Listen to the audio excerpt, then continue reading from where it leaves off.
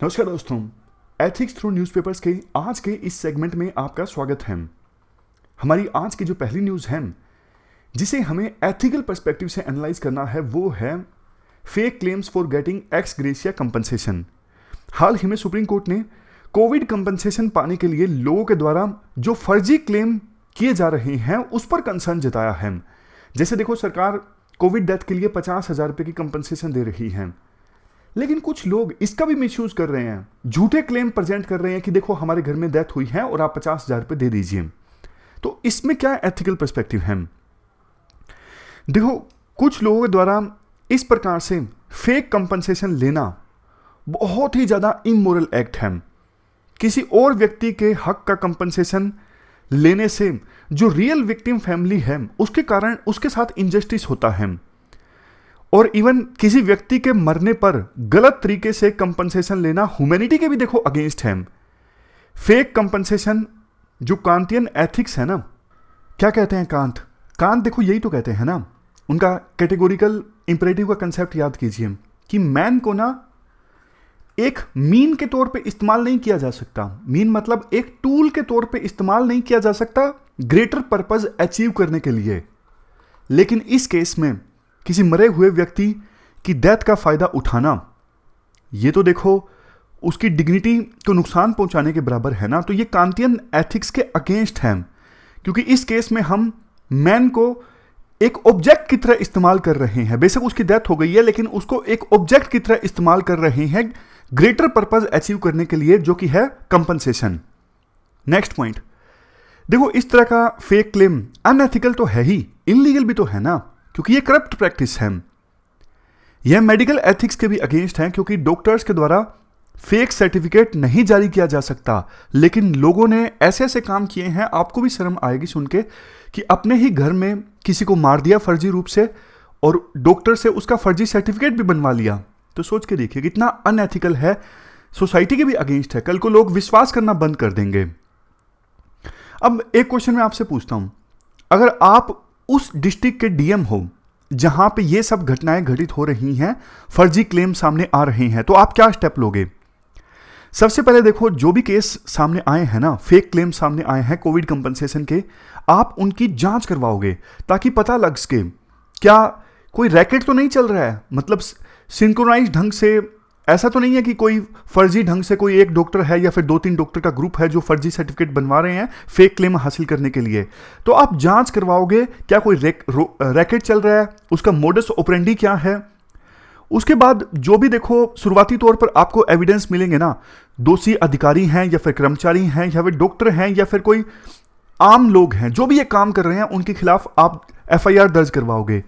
ऐसी घटना रोकने के लिए आप एक नोडल टीम बनाओगे जिसमें ऑफिशियल्स होंगे, डॉक्टर भी होंगे, जो फेक क्लेम्स को वेरीफाई कर सकें।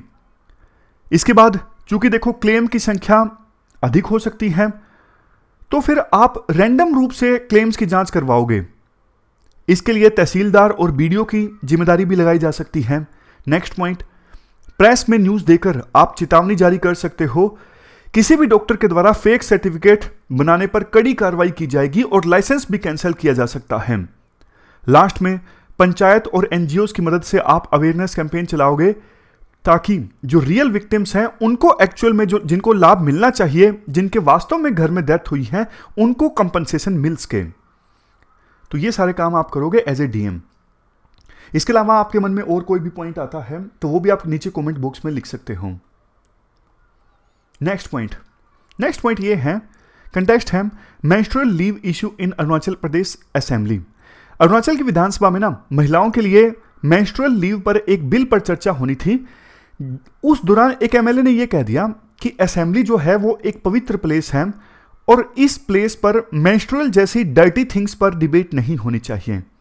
तो इस पर क्या एथिकल पर्सपेक्टिव आप निकाल सकते हो? देखो, यह बयान जो है बहुत ही ज्यादा शर्मनाक है, क्योंकि यह स्टेटमेंट वुमेन की डिग्निटी को ठेस पहुंचाने वाला है। हमारी सोसाइटी में ना मेंस्ट्रुएशन को लेकर एक स्टिग्मा है जो इस प्रकार के माइंडसेट को और मजबूती देता है। मतलब ये जो स्टेटमेंट आई है ना, ये स्टेटमेंट जो ऑलरेडी मेंस्ट्रुअल्स को लेके एक स्टिग्मा है ना, उसको और ज्यादा मजबूत करता है। देखो, मेंस्ट्रुअल बहुत ही एक नेचुरल प्रोसेस है, इसके बेसिस पर महिलाओं के साथ डिस्क्रिमिनेशन, इनजस्टिस या फिर इनइक्वालिटी को प्रमोट करना बहुत ज़्यादा इमोरल है, अनएथिकल है। असेंबली एक होली प्लेस है, बात बिल्कुल सच है।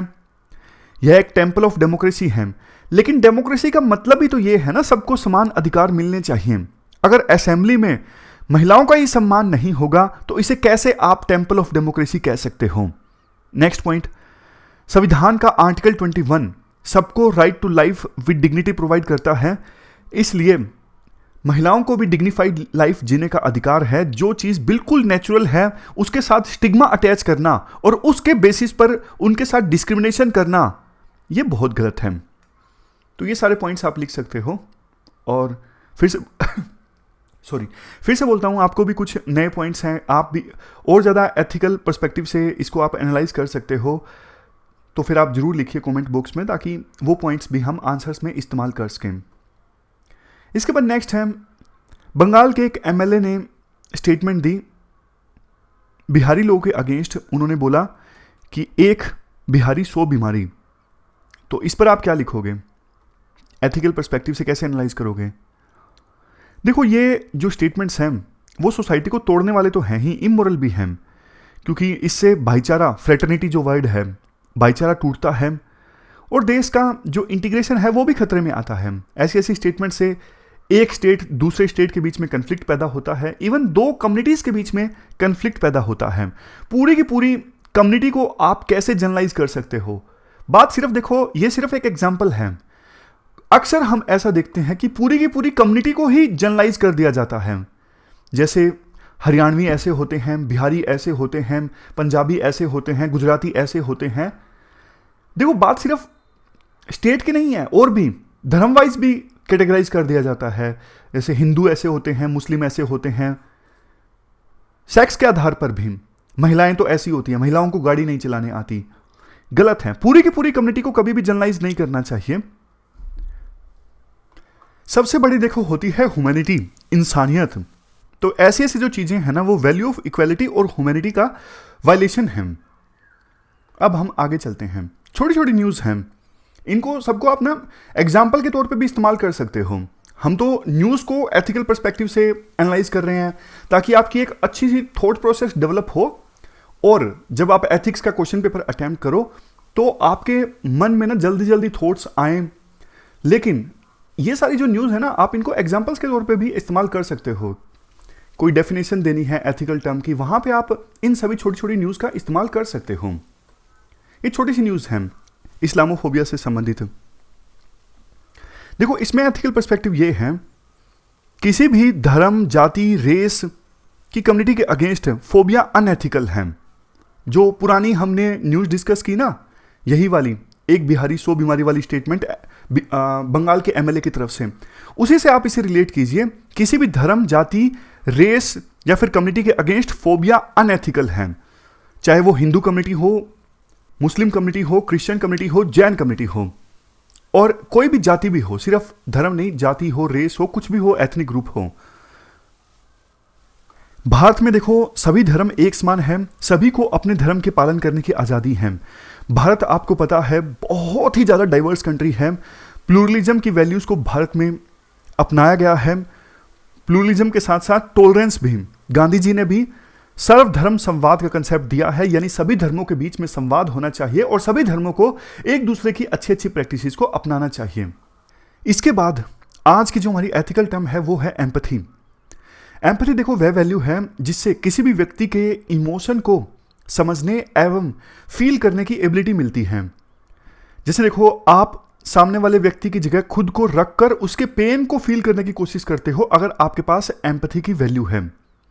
एग्जाम्पल के तौर पर गांधी जी की सिंपल लाइफस्टाइल एम्पैथी का ही उदाहरण है। गांधी चाहते तो लग्जरियस लाइफ जी सकते थे, लेकिन उन्होंने लग्जरियस लाइफ से दूरी बनाकर रखी। क्यों? क्योंकि उनकी सोच ये थी, भारत के करोड़ों गरीब लोगों की परेशानी को खुद वे फील करना चाहते हैं, ऐसा जीवन व्यतीत करके वो फील कर सके गरीब लोगों के दुख दर्द को, तभी तो मैं उनके लिए कुछ कर पाऊंगा। इसीलिए तो गांधी जी, मतलब बाद में तो उन्होंने कपड़े भी छोड़ दिए थे, मतलब सिर्फ एक लोइन क्लॉथ वो पहन कर रखते थे और काफी सादा जीवन वो व्यतीत करते थे। आप बताओ अपनी तरफ से एम्पैथी का कौन सा एग्जाम्पल आप देना चाहोगे। थॉट प्रोसेस देखो डेवलप करना जरूरी है। किसी ने मेरे से ये पूछा था, क्या हम पर्सनल एग्जाम्पल दे सकते हैं एथिक्स में? बिल्कुल दे सकते हैं पर्सनल एग्जाम्पल, बल्कि ज़्यादा इन्फ्लुएंस कर सकते हैं। और बहुत बार तो यूपीएससी सीधा पूछती है, आपने देखा हो तो, गिव पर्सनल एग्जाम्पल। तो पर्सनल एग्जाम्पल आप जरूर दे सकते हो, और बल्कि पर्सनल एग्जाम्पल देने चाहिए जितने ज़्यादा दे इसको, लेकिन थोड़े रियलिस्टिक लगने चाहिए। ऐसा नहीं कि आपने झूठ मूठ से कुछ भी लिख दिया, आप नहीं लिखोगे, लेकिन फिर भी इस बात का ध्यान रखना। देखो एक चीज़ मैं आपको बताता हूँ, एथिक्स का पेपर लाने का मकसद ही यूपीएससी का ये है कि ये जज करना आप एथिकल हो या नहीं हो। तो आप पर्सनल एग्जांपल दे रहे हो तो एग्जामिनर को पता लग रहा है ना कि आप एथिकल हो या नहीं हो। इस पेपर का मकसद ये नहीं है कि आपकी एथिक्स के बारे में नॉलेज चेक करना। नॉलेज देखो अलग चीज है। एथिक्स के बारे में आपको आपने पीएचडी कर रखी है, अरे क्या काम की जब आप एथिकल हो ही नहीं। वो नॉलेज क्या काम की जब आप एथिकल नहीं हो। तो बात आप समझ गए ना। वो एग्जामिनर ये जज करना चाहते हैं आप एथिकल हो या नहीं हो। अगर पर्सनल एग्जांपल आप जितने ज़्यादा देते हो ना, तो उससे आप अपना कैरेक्टर शो कर पाते हो, और एग्जामिनर बेहतर एसेस कर पाएगा कि ये कैंडिडेट जो है वो सही में एथिकल है या नहीं है। उसी के बेस पे फिर मार्क्स भी मिलते हैं। मतलब जो साइकी है एग्जामिनर की वो चेंज होती है जब उसको पता लग जाता है कि पर्सन का कैसा कैरेक्टर है। खैर, इसके बाद हम ये भी जान लेते हैं कि इंपॉर्टेंस क्या है एम्पैथी की सिविल सर्विसेज में। देखो, एम्पैथी से ही सिविल सर्वेंट को, जो मार्जिनल सेक्शन के लोग हैं ना, उनके इंटरेस्ट में काम करने का मोटिवेशन आता है। एम्पैथी से ही सिविल सर्वेंट विक्टिम से खुद को एसोसिएट कर पाते हैं, ऐसे लोगों का ट्रस्ट जीत पाते हैं, और इसी से जो विक्टिम्स है ना, उनका ट्रस्ट बन जाता है पब्लिक सर्वेंट्स के ऊपर। वेलफेयर स्टेट भी तभी रियलाइज होता है जब लोगों के प्रति एम्पैथी की भावना हो। इससे सोसाइटी का इंक्लूसिव डेवलपमेंट भी होता है। तो ये सारे पॉइंट्स आप लिख सकते हो, क्यों एम्पैथी जरूरी है सिविल सर्विसेज में। अरे यार, स्लाइड तो चेंज की नहीं, चलो ये सारे जो पॉइंट्स हैं आप लिख सकते हो। हाँ, एक चीज़ आपने पूछी थी कि पीडीएफ कहाँ से मिलती है। पीडीएफ देखो, इस पूरी डिस्कशन की ना आप डाउनलोड कर सकते हो ओनली आईएएस के टेलीग्राम चैनल पर। जो ओनली आईएएस का टेलीग्राम चैनल है ना, वहाँ पे इसकी जो पीडीएफ है वो डल जाती है, वहाँ से डाउनलोड कर सकते हो। अब ये आज का लीडरशिप एग्जाम्पल है आईपीएस हेमंत करकरे। देखो, मुंबई पर जब हमला हुआ था ना 2008 में, तो ये उस समय एटीएस के चीफ थे। हमला होने के तुरंत बाद ये मौके पर पहुंचे, और जिस गाड़ी में सवार थे ना, विजय सालस्कर भी थे उस गाड़ी में, उस गाड़ी के ऊपर आतंकवादियों ने गोलियां चला दी, और ये शहीद हो गए थे उस हमले में 2008 में। लेकिन लीडरशिप का एग्जाम्पल देखो इसलिए है, आमतौर पर ना कोई भी फोर्स हो, आर्मी हो, नेवी हो, पुलिस हो, कोई भी फोर्स हो, जो बिल्कुल सीनियर लीडर होते हैं ना, सीनियर अधिकारी होते हैं, वो एकदम फ्रंट लाइन पर नहीं जाते हैं। लेकिन ये एकदम फ्रंट लाइन पर गए ताकि फोर्स को मोटिवेट किया जा सके। इतना बड़ा हमला हुआ था। सेल्फ सेक्रीफाइस का लीडरशिप का एक अच्छा एग्जाम्पल है। हालांकि देखो, एथिक्स से थोड़ा हट के बात करें तो आमतौर पे इसलिए भी नहीं जाते हैं इतने सीनियर लीडर फ्रंट लाइन पर कि अगर बाय चांस कुछ हो गया तो फिर फोर्स का ना मोराल डाउन भी हो जाता है। जैसे अभी यूक्रेन और रशिया का वार चल रहा है। अब यूक्रेन के जो राष्ट्रपति हैं वो काफी मोटिवेट कर रहे हैं पूरी दुनिया को कि देखो, ऐसी डिफिकल्ट हालात में भी वो जो कीव राजधानी है ना, उसको छोड़ के नहीं जा रहे हैं, और बिल्कुल फ्रंट पर खेल रहे हैं, मोटिवेट कर रहे हैं वो पूरी यूक्रेन की फोर्स को। लेकिन अब युद्ध की सिचुएशन में देखो, मतलब उन्हें कुछ हो गया तो फिर यूक्रेन की फोर्सेस के मोराल पर भी बहुत ज़्यादा असर पड़ता है। लीडरशिप का ना एक और भी बहुत ज़बरदस्त एग्जाम्पल मुझे याद आया, बताता हूँ आपको 1 मिनट में। देखो, चलो कल बताऊँगा, आज टाइम ज़्यादा हो जाएगा, डिस्कशन लंबी हो जाएगी। अगली जो वीडियो आएगी ना उसमें बताऊँगा लीडरशिप का एक बहुत अच्छा एग्जाम्पल है। इसके बाद आज का हमारा क्वेश्चन है, examine the role of social influence and persuasion in the successful management of any pandemic. Simple भाषा में बोलूं, कोई भी महामारी आती है उसको सफलतापूर्वक मैनेज करने में परसुएशन और सोशल इन्फ्लुएंस का जो रोल हो सकता है उसे आपको एग्जामिन करना है। देखो, सोशल इन्फ्लुएंस का क्या मतलब है। सोशल इन्फ्लुएंस में किसी पर्सन का बिहेवियर और थॉट में चेंज आता है जब वो सोसाइटी या किसी अन्य पर्सन से डायरेक्टली इनडायरेक्टली इन्फ्लुएंस होता है। सोशल इन्फ्लुएंस का एक बहुत बढ़िया एग्जांपल आपको देता हूँ। फैशन सेंस, जैसे आप देखते हो कि कुछ लोग सोसाइटी में वो कटी हुई जीन्स पहनने लगते हैं, घुटनों में जो कटी हुई नहीं होती, उसको देख देख के बहुत से लोग भी वैसी जीन्स पहनना स्टार्ट कर देते हैं। तो वो सोशली इन्फ्लुएंस हो रहे हैं। उन्होंने लोगों को देखा कि वो इस प्रकार की जीन्स पहन रहे हैं, तो उनको लगा कि हमें भी पहननी चाहिए। ये एग्जाम्पल है सोशल इन्फ्लुएंस का। अब परसुएशन की बात करते हैं। परसुएशन में कोई पर्सन अन्य व्यक्ति से कम्युनिकेट करके उसके एटीट्यूड में चेंज लाने की कोशिश करता है। जैसे देखो, एग्जाम्पल के तौर पर कोई पर्सन है ए ना किसी पर्टिकुलर कम्युनिटी से नफरत करता है, तो ए को मैं समझाने की कोशिश करता हूं, परसुएड करने की कोशिश करता हूं आर्ग्यूमेंट्स देकर कि भैया ऐसा मत करो, आप पूरी कम्युनिटी को जनरलाइज कर रहे हो, आपकी जो नफरत है उस पर्टिकुलर कम्युनिटी के अगेंस्ट सही नहीं है। तो मतलब मैं ए को परसुएड कर रहा हूं।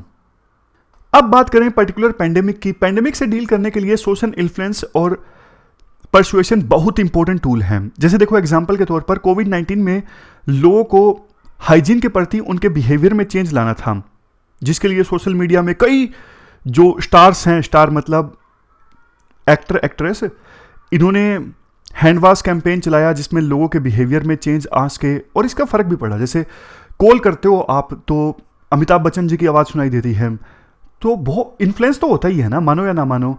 परसुएशन का उपयोग पेंडेमिक में लोगों को वैक्सीन लगवाने में किया गया। प्राइम मिनिस्टर और डॉक्टर्स ने लोगों से सीधी बात की, अपील की, ताकि उनका जो भी डर है उसे खत्म किया जा सके। तो ये परसुएशन है। इसी तरह पेंडेमिक को काउंटर करने के लिए सोशल इन्फ्लुएंस और परसुएशन का व्यापक तौर पर इस्तेमाल होना चाहिए। तो ये हमने ब्रीफ में क्वेश्चन डिस्कस किया।